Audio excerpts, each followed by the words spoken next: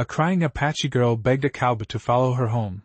What he found broke his heart. Hello everyone. Before we begin today's story, I have a small favor to ask.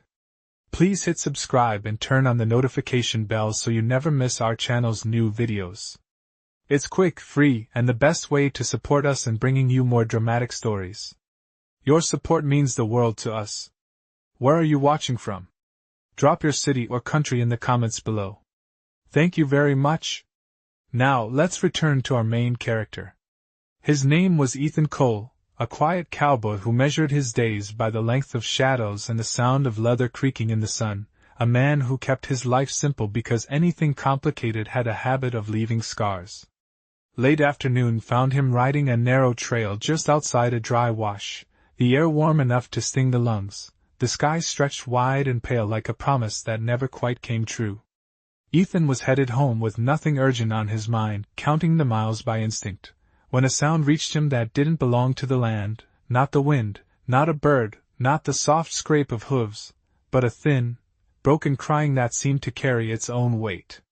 He reined in, listening, because out here you learn to listen, and when he turned his horse, he saw her standing near a stand of scrub, an Apache girl no older than 10, hair tangled, cheeks streaked with dust and tears that had already dried once before, as if she had been crying long enough to run out of strength.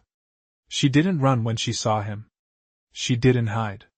She stepped closer, hands trembling, eyes fixed on his like she was afraid that if she looked away he might disappear.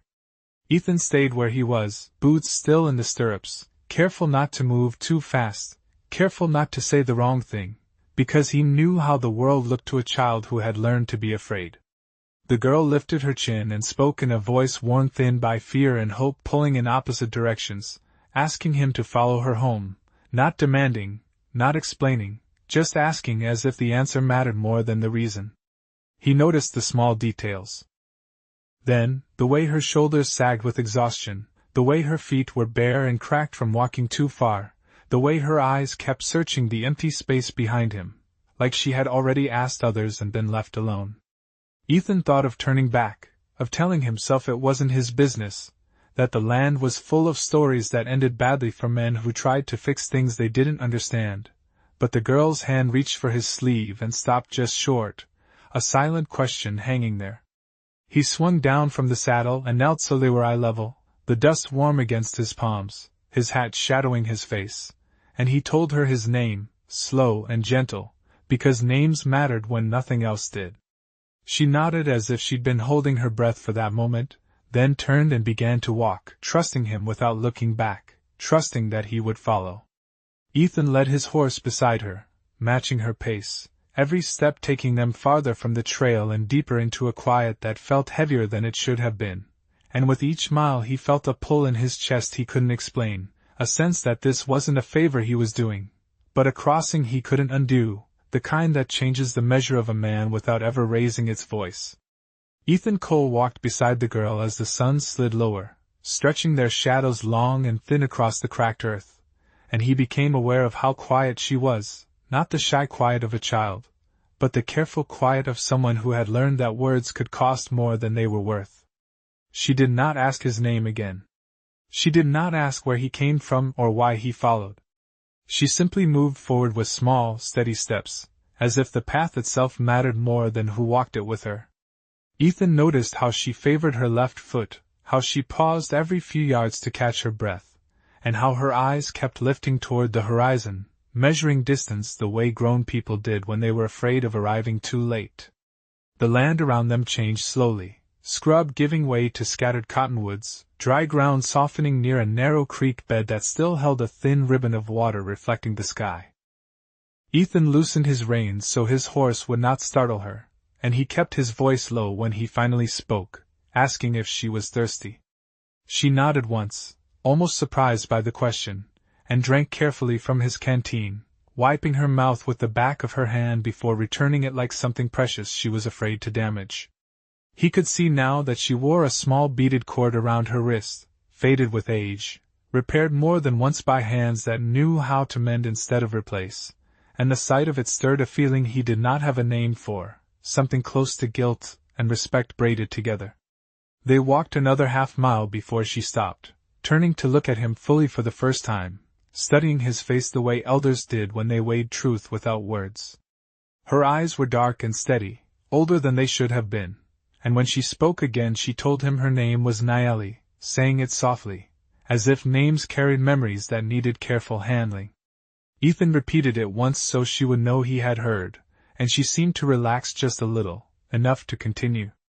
As they moved on, the air grew cooler and the smell of smoke, old and faint, drifted toward them, not fresh, not alive, but lingering like a story told too many times to the wind. Ethan felt a tightening in his chest then, an unease he could not explain, because the land ahead looked abandoned in a way that did not happen by accident. He asked gently if her family was waiting, and she hesitated, her fingers twisting the hem of her worn dress before she answered that they were there, but not like before. He did not press her, because he had learned that some truths arrived only when they were ready, and he matched his pace to hers, slowing when she slowed, stopping when she stopped, offering his hand when the ground dipped sharply and she nodded yes without looking at it. The sun touched the hills and bled into orange and gold, and with every step Ethan felt the sense that this journey was less about where they were going and more about what he was being asked to witness. He thought of the life he had built on keeping his head down, and his heart guarded, and how easily he might have ridden past that first sound of crying, how simple it would have been to tell himself it was not his concern. Instead, he walked beside Naeli into the deepening quiet, carrying nothing but the weight of following, unaware that the land ahead held answers he had not sought and sorrow he would not be able to leave behind. Ethan felt the land rise gently beneath their feet as the creek narrowed and the cottonwoods thinned, and with each step Naeli seemed to carry less fear in her shoulders and more urgency in her stride, as if the ground itself were urging her forward. She stopped once to point toward a line of low hills ahead, their shapes softened by distance, and said that home was close, though the way she said it sounded more like memory than certainty. Ethan followed without question, aware that the choice he had made earlier now felt permanent, like crossing a river you could not recross without noticing the water had changed you. The air grew cooler as the light faded, and he noticed signs that people had once lived here, a flattened patch of earth where a fire ring had been, a length of rope worn smooth by many hands, a small stack of stones arranged with care rather than chance. Naeli slowed, her steps growing cautious, and when she reached a rise she stopped completely, standing still as if listening for something only she could hear. Ethan waited behind her, giving her space, the reins loose in his hand, his horse quiet and patient as if it sensed the gravity of the place. When Naeli finally moved again, she did not run, she did not rush, she simply walked forward with the calm resolve of someone who knew what waited and had accepted it. They crested the rise together, and the place below opened into view, a small settlement set back from the wind, tents collapsed inward, frames exposed, the ground marked with paths worn by feet that no longer walked them. No voices greeted them. No smoke rose. The silence was so complete that Ethan could hear his own breathing and the soft creak of leather, as he shifted his weight. Naeli stood beside him, her eyes fixed ahead, and he felt a quiet understanding settle in his chest, the kind that arrived without words and did not ask permission. He did not ask what had happened. He did not ask where everyone had gone. He knelt instead, bringing himself to her height, and placed his hat on the ground as a sign of respect he hoped she would recognize. She glanced at him then, just once, and nodded, as if acknowledging a promise either of them had spoken.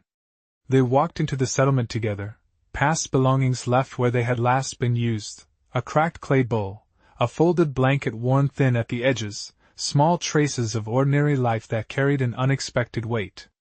Naeli led him to a low shelter near the far edge, and there, seated on the ground with his back against a post, was an elderly Apache man, his posture straight despite the weariness etched into his face, his eyes open and alert as if he had been waiting. Naeli approached him and spoke softly in her own language, her voice steady now, and the old man listened, his gaze lifting to rest on Ethan with calm curiosity rather than fear. When he spoke, it was slow and measured, his English careful but clear, and he thanked Ethan for coming, not as a greeting, but as an acknowledgement of a duty fulfilled.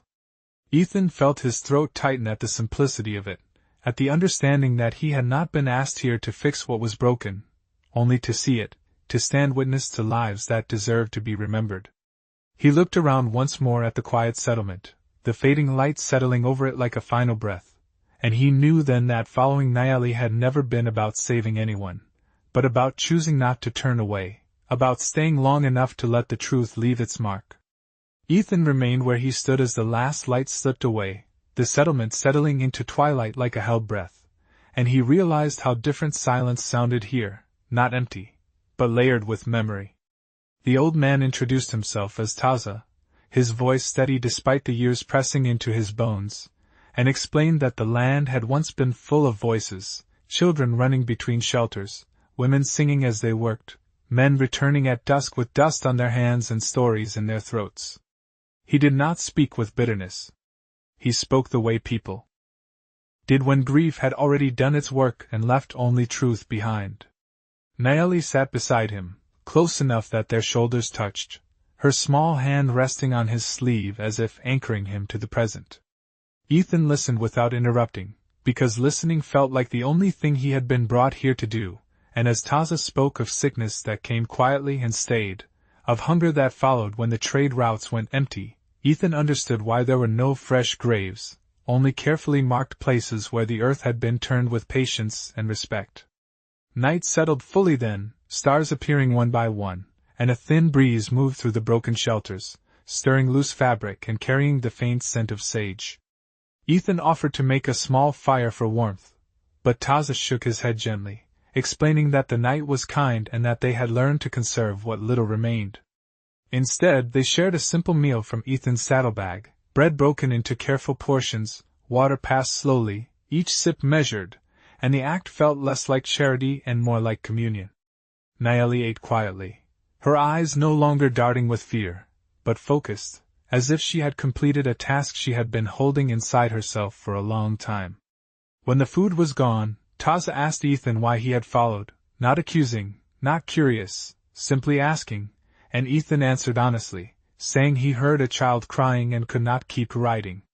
Taza nodded, as if that answer fit into something he already understood, and told him that was why Nayeli had gone alone, why she had been sent to ask rather than demand, because they did not need saving, only someone willing to walk with her back to the truth. As the night deepened, Ethan felt the weight of the day settle into his bones, but he did not sleep, choosing instead to sit near the edge of the settlement, looking out across the land that stretched wide and indifferent under the stars. He thought of the many times he had measured his life by distance and solitude, believing that keeping his world small kept it safe, and how easily that belief had cracked with one sound carried on the wind.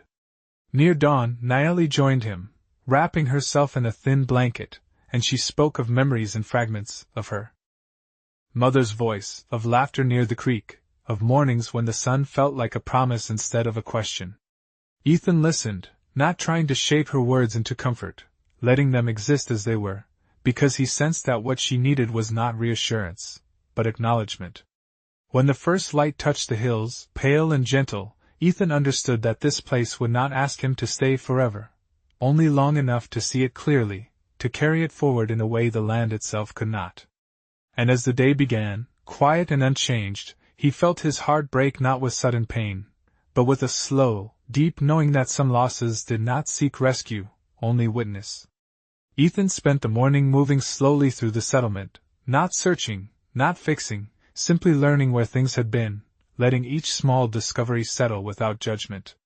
He lifted a fallen shelter pole and leaned it back into place, not to restore it, but to honor the shape it once held, and he gathered scattered belongings into quiet order, bowls set side by side, blankets folded with care, the way people did when they expected someone to notice. Taza watched from his place in the shade, saying nothing, his presence steady as the land itself, while Nayeli followed Ethan at a distance, her steps lighter now, as if the burden she carried had shifted from her shoulders to the shared space between them. The sun climbed, warming the ground, and with it came the soft sounds of the day, wind in the grass, insects stirring, the world continuing as it always had, indifferent and enduring. Ethan felt the weight of his own thoughts then, the questions that had no use here, the urge to explain or apologize that found no place in a silence built on acceptance. When he finally sat near Taza again, the old man spoke of the past not as a warning, but as a simple accounting, explaining that they had waited for help once, sending messages, watching the horizon, believing that someone would come, and when no one did, they learned to wait for each other instead. He said that Nayeli had been chosen because she remembered the paths, because she could still walk far, because she carried the voices of those who no longer could, and because she was not afraid to ask, even when asking hurt. Ethan listened, feeling the truth of it settle into him like dust into worn leather, permanent and familiar. He told Taza that he could stay a little while, help gather water, help mend what could still be mended, and Taza accepted with a nod, not grateful, not proud, simply acknowledging a shared moment in time. Together, they worked quietly, drawing water from the creek, moving stones to mark places that mattered, and through it all Ethan noticed how Nayeli began to hum, low and tuneless, a sound meant more for memory than music. In the afternoon, a distant rider passed along the far ridge, unaware, untouched by the life held here, and Ethan felt a brief flicker of anger that surprised him, not at the rider, but at the world that allowed so much to pass unseen. Taza noticed the change in his expression and spoke gently, reminding him that carrying anger would only blur what he had been asked to see clearly. As the day wore on, Ethan realized that the heartbreak he felt was not sharp, not dramatic, but steady, a quiet ache that grew heavier with understanding, because nothing here could be undone, only acknowledged. When evening came again, Nayeli sat beside him and asked if he would remember them when he left, not pleading, not afraid, just asking as one person to another. Ethan answered without hesitation that he would carry their names, their place, their truth, and that he would speak of them when it mattered. Nayeli nodded, satisfied, and for the first time since he had met her, she smiled, small and tired, a smile that did not erase loss but accepted it. As night returned and the stars came back into place, Ethan understood that his heart had broken not because of what he had found, but because he could no longer pretend that some silences were empty, and that understanding, once gained, never let a man walk the same way again. Ethan realized the true weight of why he had been brought only when Taza asked him to walk the far edge of the settlement, past where the ground sloped gently toward a stand of stones set apart from the rest. The old man rose with effort and Nayeli walked between them, her steps slower now, as if each footfall carried memory as well as motion. They stopped where the earth bore careful markings, not grand, not dramatic, just small piles of stones placed with intention, each one spaced enough to give dignity without drawing attention. Taza explained that there had been no strength left for grand gestures when the time came, only enough to remember names and places, enough to make sure no one was left without acknowledgement. Ethan listened as the names were spoken quietly, one after another, carried into the air without ceremony, and he felt something inside him fracture, not sharply, but completely, because this was not a tragedy that demanded action, only recognition. Nayeli knelt and placed her palm on one of the stones, her touch reverent, and told Ethan that this was where her mother rested, that her voice used to sound like the creek after rain, and that she still listened for it in dreams. Ethan could not find words that fit, so he removed his gloves and knelt beside her, placing his hand on the earth as well, sharing the silence rather than filling it. Taza spoke then, explaining that Nayeli had asked to go alone when it became clear that time was thinning, that she had said someone needed to know they had been here, that their lives had mattered beyond the quiet and the land had given them. He said she did not beg for rescue, because rescue came too late, she begged for witness, for someone who would carry the truth forward without changing it to make themselves comfortable. The understanding settled heavily into Ethan's chest then, a truth that did not seek permission or comfort, and he felt his eyes sting not from tears, but from the effort of holding still in the presence of something so final and so honest. He thought of all the stories told loudly in towns far from here, stories that simplified pain into lessons or victories, and he understood how wrong that would be for this place. As they turned back, Nayeli asked him if people would believe him, and he answered carefully, saying some would and some would not, but that belief was not the measure, remembering was. The afternoon light shifted, casting long shadows that stretched across the stones, and Ethan felt the sense of his own life narrowing and sharpening, like a lens finally brought into focus. When they reached the shelter again, Taza sat and closed his eyes, resting, while Naomi stood near Ethan, her posture calm, as if a question she had carried had finally been answered. Ethan understood then that his heart had broken not from shock, but from clarity, from seeing a truth without the distance he usually kept, and he knew that leaving would not mean escape, because what he had been shown would travel with him. As the sun began its slow descent, painting the land in warm light that felt undeserved and beautiful all the same, Ethan accepted that some cries were never meant to be answered with saving hands, only with open eyes and a steady presence willing to stand, listen, and remember. Ethan understood that the hardest part of staying was knowing when to leave, and the thought settled on him quietly as the day stretched toward evening again. He packed his saddle with deliberate care, not rushing, not delaying, aware that every motion carried weight now. Naomi watched him from a short distance, her expression unreadable, and when he finished she approached and asked where he would go next.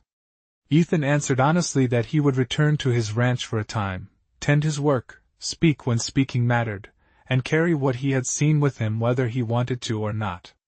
She nodded, accepting the answer without disappointment, as if she had already known it, and then she did something that surprised him by its simplicity. She thanked him for following her, not for staying, not for helping, just for walking beside her when it counted. Taza stirred then and spoke one final time, telling Ethan that stories did not belong to the teller, but to the land that shaped them, and that if Ethan chose to speak, he must do so without turning their loss into spectacle or comfort. Ethan promised without ceremony, knowing that promises made here were not about honor but about restraint. As he mounted his horse, the settlement seemed to hold its breath, the wind still, the light steady, as if the land itself were watching to see how a man would leave after being shown something sacred. Naomi stepped closer and removed the beaded cord from her wrist, offering it to him with a small, solemn nod, and when Ethan hesitated she explained that it was not a gift, but a reminder, a way to make sure he did not forget what forgetting looked like. He accepted it carefully, tying it to his saddle horn rather than pocketing it away, and the act felt right, like placing memory where it would be seen every day. Ethan turned his horse slowly, riding away without haste, and he did not look back until he reached the rise where the settlement fell out of view, because he knew that some things lost their meaning when watched from too far away. As he rode, the land opened again into familiar stretches of scrub and stone, but it no longer felt empty, and he realized that the quiet he once prized now carried voices he would never be able to ignore. The miles passed beneath him, steady and unremarkable, and yet everything felt altered, as if the measure of distance itself had changed. By the time he reached his ranch, the sky had darkened and the stars were beginning to show, and Ethan dismounted in the same yard he had left days earlier, aware that nothing there had moved except him. He unsaddled his horse and stood for a long moment, listening to the night, the chirr of insects, the soft sound of wind against wood, and he thought of Naomi's question about belief, of whether people would listen, and he understood that belief was not something he could control. What he could control was his own refusal to turn away again, his willingness to stand in the discomfort of truth without softening it. As he tied the beaded cord more securely, Ethan accepted that his heart had been broken open in a way that did not seek repair, only responsibility, and that from this moment forward, every silence he encountered would ask him the same question he had answered on that dusty trail, whether he would keep riding, or whether he would stop, listen, and remember. Ethan did not speak of the settlement right away, not in town, not at the supply store, not even to the men who asked him where he had been when they noticed the dust on his boots and the quiet in his eyes. Instead, he let his days settle back into routine, mending fence lines, checking water, letting the land move at its own pace, because he understood now that rushing truth made it brittle. But he did not forget, and forgetting had never been the risk. The beaded cord on his saddle caught the light each morning, a small, constant reminder, and with it came the memory of stones placed carefully, of names spoken softly, of a child who had not cried when she asked him to follow. After a week passed, Ethan loaded his pack again, this time with intention, tools for repair, sacks of grain, blankets folded thick against the night, and wooden markers cut smooth and plain. He did not tell anyone where he was going. He did not ask permission. He simply rode back along the same path, measuring the distance not by miles but by the quiet resolve that had taken root in him.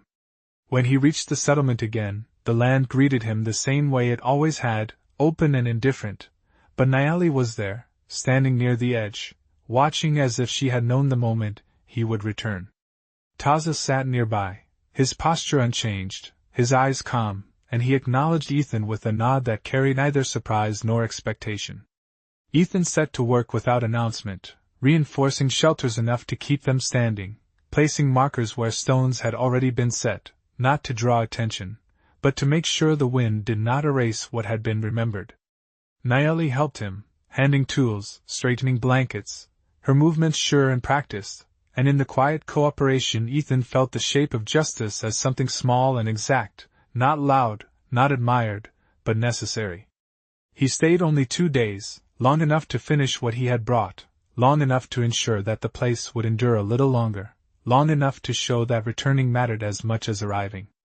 When he left again, he did so without ceremony, because ceremony belonged to those who watched from a distance. Back at his ranch, Ethan began to speak, carefully, truthfully, telling only what was needed, refusing to turn loss into a lesson anyone could consume easily. Some listened. Some turned away. Some dismissed it as the way of things. Ethan did not argue. He did not raise his voice. He learned that justice did not always mean changing minds, sometimes it meant refusing to let silence be mistaken for emptiness. Over time, he noticed small changes, supplies left quietly at his gate meant for him to pass along, questions asked without mockery, pauses where there had once been indifference. He did not claim credit. He did not claim victory. He only carried what had been given to him, and placed it where it belonged. One evening, as the sun set low and the land settled into familiar stillness, Ethan stood by his fence and looked out across the open stretch, aware that the world had not shifted dramatically, no laws rewritten, no crowds gathered, and yet something had been set right in a way that did not ask to be seen. He thought of Nayeli standing steady beside the stones, of Taza's calm voice naming what had been, and he understood that justice, when it arrived quietly, did not announce itself with change you could point to, but with a weight you carried willingly. And as night fell, Ethan accepted that this was enough, not because it healed what was broken, but because it honored it, and in doing so, left the land just a little less alone. Ethan Cole stood at the edge of his land one final morning before winter, the sky pale and wide, the cold settling in a way that made every sound carry farther, and he thought about how some journeys ended not with arrival but with understanding. The beaded cord still hung from his saddle, faded now by sun and weather, and he left it there on purpose, because memory was not meant to be hidden away. He had returned to the settlement one last time before the snow, not to build, not to fix, but to stand quietly beside Nayeli and Taza as the season turned, to acknowledge the closing of a chapter without trying to write a better ending for it. There were no speeches, no gestures meant for others to see, only shared silence, and the simple act of being present until the land itself signaled it was time to go. When he rode away that final time, Nayeli did not follow him to the ridge. She stood where she was, steady and calm, her face turned toward the future without fear, and Ethan understood that she no longer needed anyone to follow her home. Back at his ranch, life continued in the small ways it always had, fences needing mending, water needing checking, the slow rhythm of days stacking one on top of another, but Ethan felt the difference in himself every time he paused instead of passing by. Every time he listened longer than comfort required. People came to him with questions now and then, careful ones, honest ones, and he answered without embellishment, letting truth remain plain and unremarkable, because the story had never been meant to impress. Over time, the land around him seemed to soften, not in shape but in meaning, as if places once overlooked had gained weight simply by being noticed. On a quiet evening as the sun dipped low and the world settled into that brief stillness between day and night, Ethan walked to the fence line and rested his hands on the worn wood, feeling the familiar grain beneath his palms. He thought of the first sound that had stopped him on the trail, the crying that had not demanded rescue but presence, and he understood now that justice out here did not arrive on horseback or through force, it arrived when someone chose not to look away. The settlement would not appear on any map. The names spoken there would not be carved into monuments. But they lived on in the way Ethan measured his steps, in the way he listened when the land grew quiet, in the way he carried memory without trying to turn it into comfort. As darkness fell and the stars came out one by one, he accepted that his heart would never be whole again in the way it once was, and that was not a failure. It was proof. Proof that compassion had done its work without noise, proof that dignity did not need witnesses to exist, proof that out here, justice did not require a gun or a crowd, only a man willing to follow, to stay, and to remember, even when remembering was the hardest road of all.